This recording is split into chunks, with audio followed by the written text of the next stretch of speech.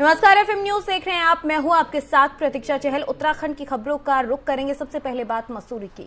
मसूरी से मुख्यमंत्री पुष्कर सिंह धामी राजकीय उप चिकित्सा मसूरी को डीएलएफ फाउंडेशन की तरफ से प्रदान किए जा रहे चिकित्सा उपकरणों का लोकार्पण कर रहे थे और इस दौरान सीएम धामी के साथ कैबिनेट मंत्री गणेश जोशी भी मौजूद रहे।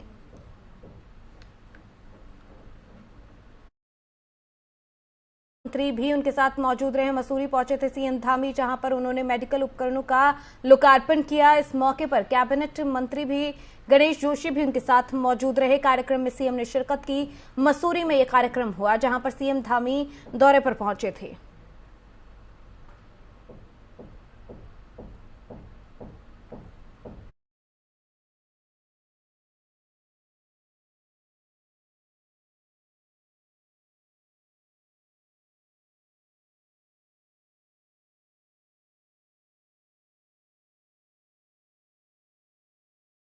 उत्तराखंड विधानसभा अध्यक्ष रितु खंडूरी भूषण ने आज दिल्ली में उपराष्ट्रपति एम वेंकैया नायडू से शिष्टाचार भेंट की। इस दौरान विधानसभा अध्यक्ष ने उपराष्ट्रपति को फूलों का गुलदस्ता भेंट किया। शिष्टाचार भेंट के दौरान उपराष्ट्रपति ने रितु खंडूरी भूषण को उत्तराखंड की प्रथम महिला विधानसभा अध्यक्ष चुने जाने पर बधाई और शुभकामनाएं दी। इस मौके पर विधानसभा अध्यक्ष ने उत्तराखंड के विकास से संबंधित विभिन्न विषयों पर उपराष्ट्रपति से चर्चा भी की। वहीं उपराष्ट्रपति ने रितु खंडूरी से विधानसभा अध्यक्ष के तौर पर प्रथम बार सदन संचालन के अनुभव के बारे में भी चर्चा की।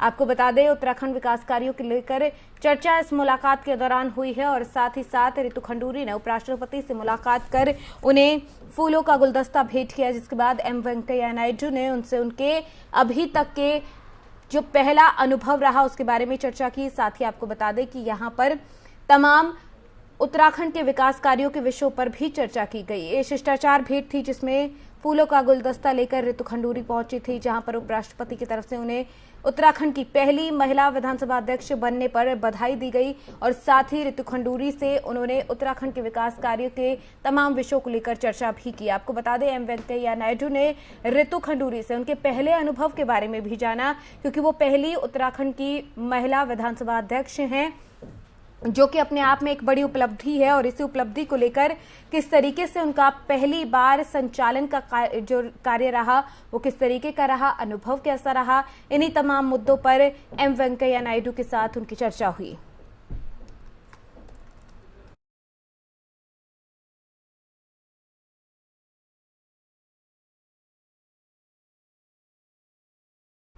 नैनीताल जिले के हल्द्वानी में रेलवे की जमीन से अतिक्रमण हटाने के लिए जिला और रेलवे प्रशासन संयुक्त रूप से बड़ी कार्रवाई करने जा रही है। इस कार्रवाई का अंदाजा इसी बात से लगाया जा सकता है कि जिला प्रशासन ने अतिक्रमण हटवाने के लिए नागालैंड और असम से अतिरिक्त पुलिस बल की मांग की है। नागालैंड और असम से अतिरिक्त पुलिस बल आने पर ही अतिक्रमणकारियों के खिलाफ कार्रवाई होगी। हल्द्वानी में रेलवे की भूमि पर करीब 4500 घर अवैध रूप से बने हुए हैं। हाल ही में उत्तराखंड हाईकोर्ट ने जिला प्रशासन से जल्द रेलवे की भूमि से अतिक्रमण हटवाने के निर्देश दिए थे। हाईकोर्ट की सख्ती के बाद नैनीताल जिला प्रशासन हरकत में आया और हल्द्वानी में रेलवे की भूमि पर हुई अवैध कब्जे को हटाने को लेकर प्लानिंग शुरू कर दी गई। इसी को लेकर बीते दिनों रेलवे बोर्ड के अधिकारियों की जिला प्रशासन के साथ बैठक हुई, जिसमें रेलवे की भूमि से अवैध कब्जा हटवाने को लेकर प्लान तैयार कर लिया गया है। आपको बता दें कि अतिक्रमण को लेकर कोर्ट की तरफ से आदेश दिए गए थे और अब रेलवे अतिक्रमण को हटाने को लेकर नागालैंड और असम से फोर्स बुलाई गई है। आप इसी से अंदाजा लगा सकते हैं कि किस तरीके से कितने बड़े स्तर पर यह अतिक्रमण हटाने का पूरा काम रहेगा। और आपको बता दें कि 4500 ऐसे घर हैं जो रेलवे की जमीन पर बने हुए हैं, अतिक्रमण किया गया है और इसी अतिक्रमण को हटाने के लिए हाईकोर्ट की तरफ से आदेश दिए गए थे, निर्देश दिए गए थे, जिसके बाद अब प्रशासन की तरफ से सख्ती बरती जा रही है और इसीलिए नागालैंड और असम से अतिरिक्त पुलिस बल को बुलाया जा रहा है। रेलवे अतिक्रमण हटाने को लेकर पूरे तरीके से प्रशासन अब सख्त नजर आ रहा है। करीब 4500 ऐसे मकान हैं जो रेलवे की जमीन पर बनाए गए हैं।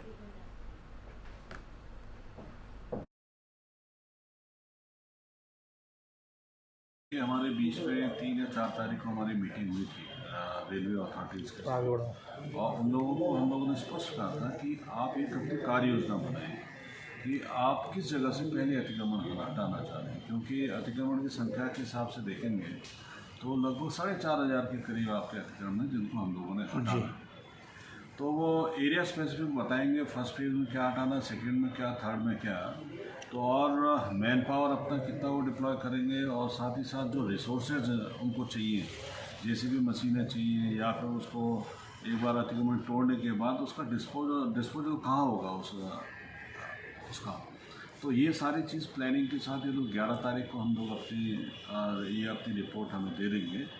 फिर हम लोग एसएसपी और हम लोग बैठ के एक असेसमेंट करेंगे कि हम लोग को कितने फोर्स की आवश्यकता है, कितने मजिस्ट्रेटों की आवश्यकता है, क्योंकि ये जब अतिक्रमण हटेगा तो ये एक सप्ताह में हटने वाला अतिक्रमण नहीं है, ये तो लगातार 1-2 महीने भी इसमें हटाने में चल सकते हैं। जब वो डिसाइड हो जाएगा तब हम अपने फोर्स की व्यवस्था करेंगे, उसके बाद फिर हम लोग अपना अतिक्रमण। सर, पुनः विस्थापित का मुद्दा भी कहीं ना कहीं उसमें उठाया जा रहा है, उसको लेकर क्या कार्रवाई की क्योंकि अभी फर्स्ट फेज में जो डायरेक्शन है उसी का पालन करेंगे, क्योंकि ये दूसरा मुद्दा है, क्योंकि पहले हम जो आज यमुना जयंती के पावन पर्व पर यमुनोत्री धाम के कपाट खोलने की विधिवत घोषणा कर दी गई है। 3 मई अक्षय तृतीया के पावन मौके पर सुबह 8:30 पर मां यमुना की उत्सव डोली शीतकालीन प्रवास खुशी मठ से यमुनोत्री धाम को प्रस्थान करेगी और दोपहर 12:15 पर अभिजीत मुहूर्त अमृत योग पर मां यमुना जी के कपाट खोल दिए जाएंगे। उत्तरकाशी में स्थित गंगोत्री धाम के कपाट 3 मई को अक्षय तृतीया के पर्व पर खुलेंगे। आपको बता दें कि चैत्र नवरात्र पर गंगोत्री के तीर्थ पुरोहितों ने गंगोत्री धाम के कपाट खोले जाने के शुभ मुहूर्त को निकाला। गंगोत्री धाम के कपाट अक्षय तृतीया पर्व के अभिजीत मुहूर्त पर सुबह 11:15 पर खोले जाएंगे। वहीं इस बार केदारनाथ धाम के रास्ते में तीर्थ यात्रियों को बर्फ नहीं दिखेगी। गर्मी बढ़ते ही केदारनाथ मंदिर परिसर सहित आसपास के क्षेत्रों से बर्फ पिघल गई, लेकिन केदारनाथ की यात्रा मार्गों पर अभी भी बर्फ जमी हुई है। गौरीकुंड केदारनाथ पैदल यात्रा मार्ग पर यात्रियों को ग्लेशियर के बीच से होकर आवाजाही करनी पड़ेगी। पैदल यात्रा मार्ग पर अभी भी बड़े बड़े ग्लेशियर बने हुए हैं। जिला प्रशासन की ओर से डेंजर ग्लेशियर पॉइंट्स को भी चिन्हित किया जा रहा है, जिससे तीर्थ यात्रियों को खतरा न हो।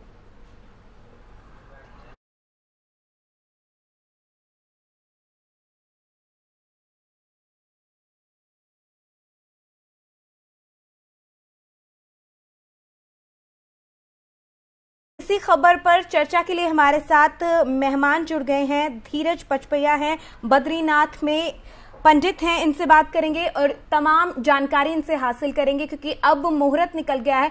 धीरज जी, बहुत स्वागत है आपका FM न्यूज पर। जी धन्यवाद। जय बद्री विशाल। जय बद्री विशाल। मैं आपसे यही जानना चाहूंगी कि गंगोत्री के धाम के कपाट खुलने के लेकर तारीख तय हो गई है, क्या कुछ मुहूर्त रहने वाला है और किस तरीके से इस बार की ये जो पूरा वक्त रहेगा वो किस तरीके से खास रहने वाला है? जी, ऐसा है कि सबसे पहले जी उत्तराखंड में 4 धाम, ये गंगोत्री, यमुनोत्री, केदारनाथ और बद्रीनाथ जी, तो मई में ये सारे चारों जगह के कपाट खुलने वाले हैं। और पिछले 2 वर्षों से जो कोविड के चक्कर में पूरा जो सारा इंडिया परेशान था, वर्ल्ड परेशान था, उसके बाद अब थोड़ा राहत मिली है। तो इस टाइम चारों धामों की यात्रा बहुत भव्य होने वाली है। अभी से हम लोगों के पास ऑल ओवर इंडिया से सारे लोगों के फोन कॉन्टैक्ट बुकिंग्स के लिए भी अभी से शुरू हो गए हैं कि पंडित जी हम लोग वहां पहुंचना चाहते हैं, दर्शन करना है हमको, हम 2 साल से रुक गए हैं। और सारी गवर्नमेंट ने भी व्यवस्थाएं पूरी चकाचौंध कर दी हैं अभी से चारों धामों के लिए। तो 6 मई को केदार जी के कपाट खुल रहे हैं और 8 मई को बद्रिकाश्रम के कपाट खुल रहे हैं। जो भू बैकुंठ है इस टाइम, अष्टम भू बैकुंठ शुद्ध बद्रिकाश्रम, 8 बैकुंठों में पहला बद्रिकाश्रम बैकुंठ धाम है। तो सभी लोग बहुत जोर शोर से तैयारी है। उत्तराखंड सरकार, भाजपा सरकार, यहाँ पे धामी सरकार है इस टाइम, तो बहुत भव्य व्यवस्था धामी जी ने भी यहाँ पर करी हुई है। PM साहब भी काफी उत्तराखंड को लेकर बड़े चिंतित रहते हैं, उन्होंने भी बहुत बढ़िया व्यवस्था यहाँ पे यात्रियों की सुविधा के लिए सब कुछ बढ़िया। पंडित जी, जैसे पिछले कई वक्त से कोरोना की वजह से ही लोग कम पहुंच पा रहे थे, ऐसे में जो वहाँ के लोग थे, जो स्थानीय लोग हैं, उनको भी काफी असर इस चीज का पड़ रहा होगा। लेकिन अब जब प्रतिबंध हट गए हैं तो ऐसे में ज्यादा से ज्यादा लोग वहाँ पर पहुंचना चाहेंगे, तो किस तरीके का जो उत्साह है वहाँ के स्थानीय लोगों में देखने को मिल रहा है? बहुत ही ज्यादा उत्साह स्थानीय लोगों में है। और पहले तो मैं बताना चाहूंगा आपको कि पूरे उत्तराखंड प्रदेश में जी जब से ये कपाट मई के महीने में खुलने वाले हैं तो बहुत ज्यादा उत्साहित सारे लोग हैं, क्योंकि वहाँ पर जो लोकल व्यक्ति रहता है, छोटे बिजनेस वाले लोग हैं, पुरोहित लोग हैं और मंदिर के कर्मचारी हैं, दुकान वाले हैं, फूल वाले हैं, तो सभी लोगों की रोजी रोटी उसी से चलती है जब यात्रा चलती है, पर्यटन जब चलता है जी। तो 2 साल से सब लोग परेशान थे ही। ये जग जाहिर है कि कोरोना काल में सारे लोग परेशान थे, लेकिन अभी जो ये है कि सारी गाइडलाइंस भी खत्म हो चुकी हैं, कोरोना भी भगवान नारायण की कृपा से बिल्कुल समाप्त हो जाएगा इस बार जी। तो सभी लोगों में उत्साह है कि वो अपनी आजीविका अच्छे से चला पाएंगे और सब लोगों का भला होगा। जी, गंगोत्री धाम और यमुनोत्री धाम के दोनों के कपाट 3 मई को खुलने वाले हैं। जी जी जी 3 मई को गंगोत्री यमुनोत्री, 6 मई को केदार जी और 8 मई को बद्रीनाथ जी। तो किस तरीके की तैयारियां इन चारों धाम पर हैं?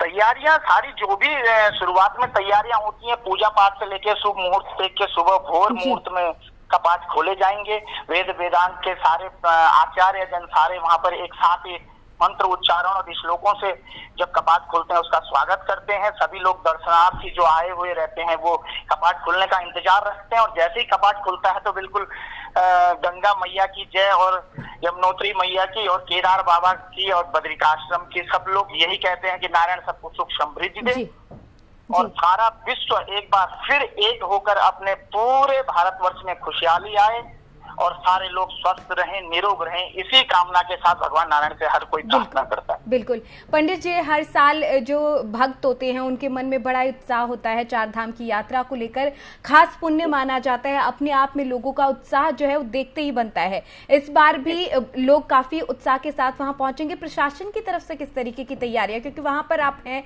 तो आपको पता है कि किस तरीके की तैयारियां वहां प्रशासनिक तौर पर हो रही हैं? ऐसा था कि प्रशासन द्वारा भी क्या था कि इस टाइम यहाँ पे बर्फबारी काफी ज्यादा हुई है जी, तो बर्फ से पूरा रास्ता भी ब्लॉक था और सारे लोगों के मकान जो रहते हैं 6 महीने, क्योंकि कपाट खुलते हैं 6 महीने बाद कपाट बंद हो जाते हैं, तो 6 महीने मान्यता है कि देव पूजा होती है, देवतागण पूजा करते हैं, तो उन्हीं के हवाले चाबी देके लोग आ जाते हैं कि अब देवताओं के पास ये मंदिर है। लेकिन 6 महीने बाद जब खुलता है तो पूरी प्रशासन द्वारा अभी तक पूरी जगह बर्फ सब साफ कर दी गई है। सारा रास्ता बढ़िया हो गया है, बिजली की पानी की व्यवस्थाएं पूरी।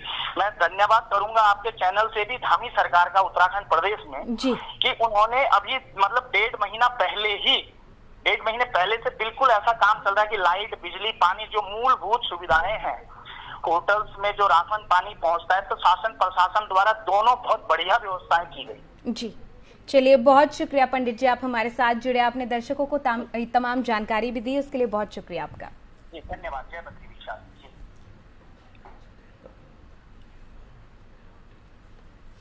जी। यमुनोत्री धाम के कपाट खुलने की तिथि तय हो गई है। इसके साथ साथ बद्रीनाथ और केदारनाथ की तारीखें भी आ गई हैं। बद्रीनाथ धाम है उसके कपाट 8 मई को सुबह 6:15 बजे खोले जाएंगे। केदारनाथ धाम के कपाट 6 मई को सुबह 6:25 पर अमृत बेला में खोले जाएंगे।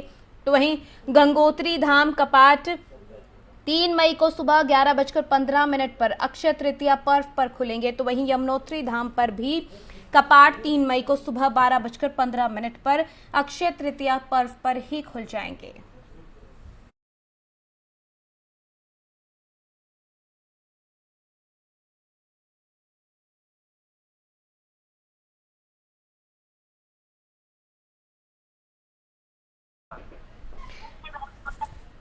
तो वहीं जिस तरीके की तैयारियां प्रशासन की तरफ से वहां पर की गई हैं, उन तमाम तैयारियों को लेकर भी चर्चा करेंगे। साथ ही हमारे साथ मेहमान जुड़ गए हैं, आनंद आर्या है, पर्यावरणविद हैं हमारे साथ यहाँ पर।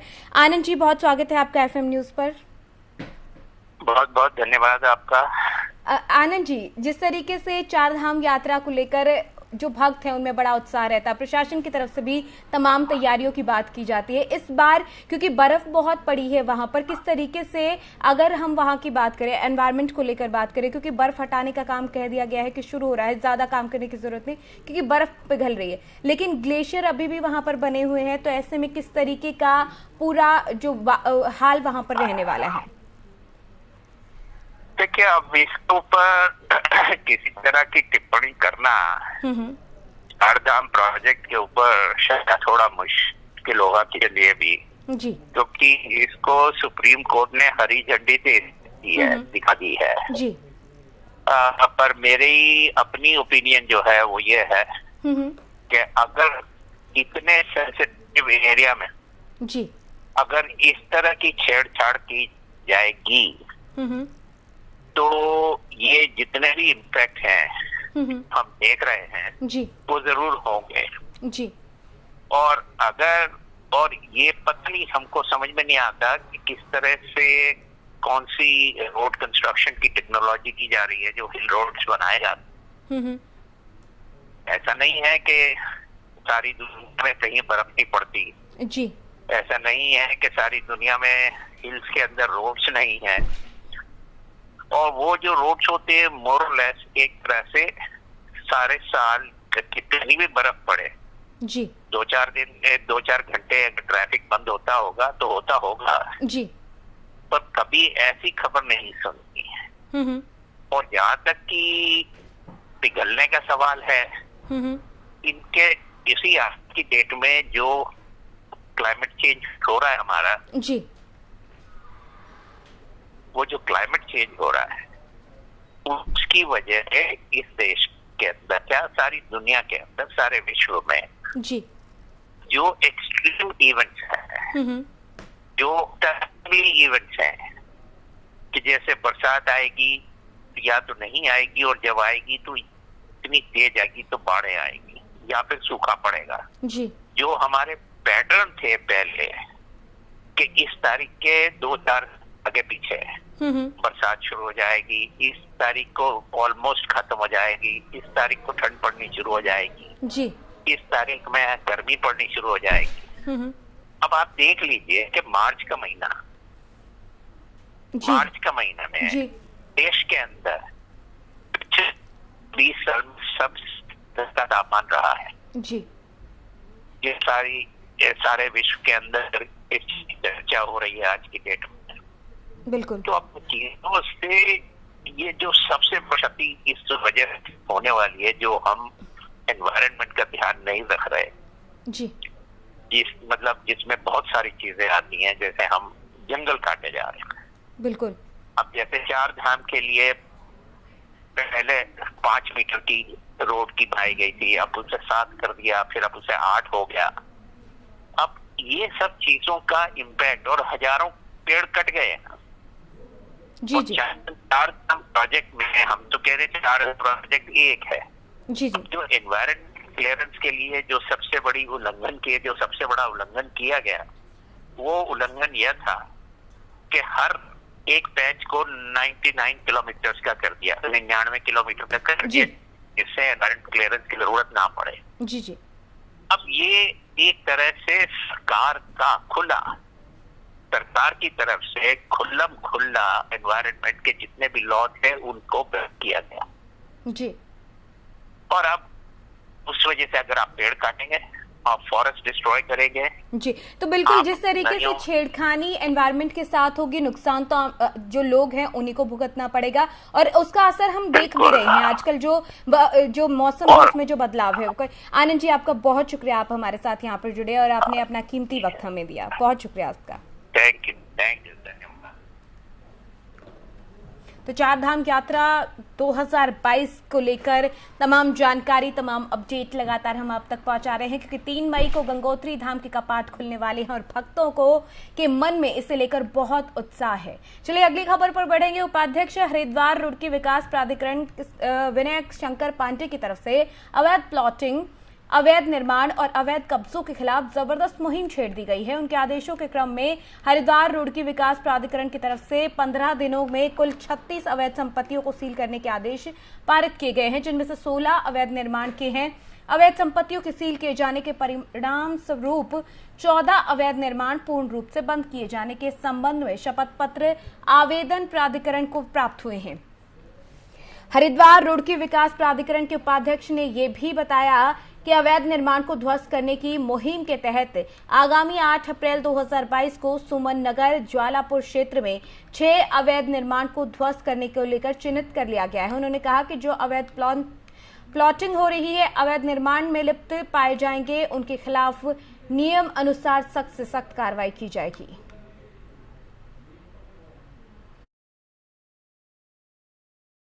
क्षेत्र सुमन नगर का हो चाहे पूरा जो हमारा जनपद हरिद्वार है, संपूर्ण क्षेत्र में हम लोग ये कार्रवाई लगातार जारी कर रहे हैं और आप लोग देख भी रहे होंगे अखबारों में जो भी है, लगातार हम लोगों के सील की कार्रवाई गतिमान। नैनीताल रोड के रिवरडेल स्कूल के सामने मार्ग पर दुर्घटना में मृत गोवंशीय पशु का विश्व हिंदू परिषद और गोवंश संरक्षण टीम के पदाधिकारियों ने विधिवत रूप से संस्कार किया। आपको बता दें कि मंगलवार देर रात को वाहन की टक्कर से बाजपुर के रिवरडेल स्कूल के सामने गोवंशीय पशु की मौत हो गई। गोवंशीय पशु की मौत की सूचना मिलने के बाद विश्व हिंदू परिषद के जिला मंत्री यशपाल राजहंस और गोवंश संरक्षण टीम के गणेश यादव मौके पर पहुंच गए, जहां पर जेसीबी की मदद से गोवंशीय पशु का नैनीताल रोड पर सड़क किनारे विधिवत रूप से संस्कार किया गया। इस दौरान यशपाल राजहंस ने कहा कि भगवान भोले शंकर की सवारी कहे जाने वाले नंदी को एक वाहन ने टक्कर मार दी, जिससे उसकी मौत हो गई, जिसकी सूचना पर उसका क्रियाकर्म किया जा रहा है।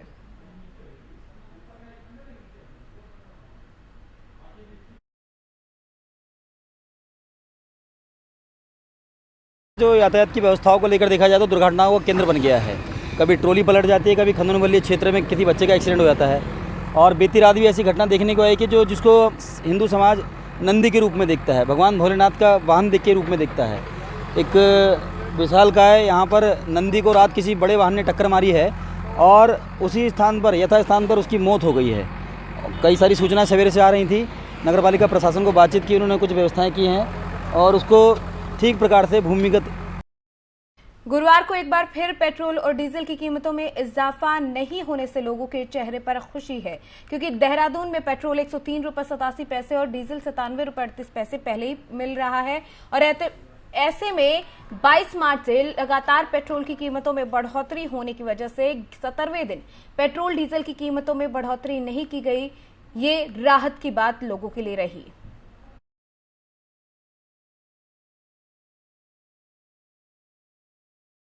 उत्तराखंड में मौसम शुष्क है और पारा लगातार चढ़ रहा है। फिलहाल बारिश के आसार भी नजर नहीं आ रहे। ऐसे में गर्मी अभी और परीक्षा ले सकती है। मौसम विज्ञान केंद्र के मुताबिक अगले 3 दिन प्रदेश में मौसम शुष्क बना रहेगा और तापमान में 1 से 2 डिग्री सेल्सियस की बढ़ोतरी हो सकती है।